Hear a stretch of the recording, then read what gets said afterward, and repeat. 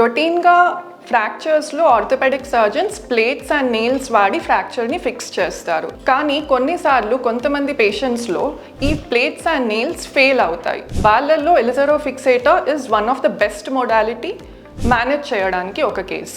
And most of the fractures 6 months to 8 monthsలో plate and నెయిల్తో union అయిపోతాయి, అంటే అతికిపోతాయి. కానీ కొంతమంది పేషెంట్స్లో ఈ ఫ్రాక్చర్స్ యునైట్ అవ్వకపోవడం, ఆ సర్జరీ చేసిన సైట్ నుంచి ఇన్ఫెక్షన్ పస్ లాగా కారడం అనేది జరుగుతూ ఉంటుంది.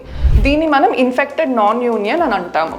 అండ్ కొంతమందిలో బోన్ అతికినా కూడా కొంచెం క్రాస్గా అతకడం జరుగుతుంది. దాన్ని మనం మాల్ యూనియన్ అని అంటాము. మనకి ఇన్ఫెక్షన్ వల్ల ఎప్పుడన్నా ఒక సెగ్మెంట్ ఆఫ్ బోన్ ఇన్ఫెక్ట్ అయ్యి అది తీసేయాల్సి వస్తే బోన్ లాస్ ఉన్న కండిషన్స్లో ఎలిజరో ఫిక్సేటర్ అనేది చాలా యూస్ఫుల్ అండ్ ఇంపార్టెంట్. కొందరు పేషెంట్స్లో ఫ్రాక్చర్ అతికినా కూడా ఒక కాలు పొట్టిగా ఉండడము, లిమ్ లెంత్ డిస్క్రిపెన్సీ అంటాం దీన్ని కూడా ఎలిజరో ఫిక్సేటర్ మేనేజ్ చేయగలదు by doing a process called as కార్టికాటమీ.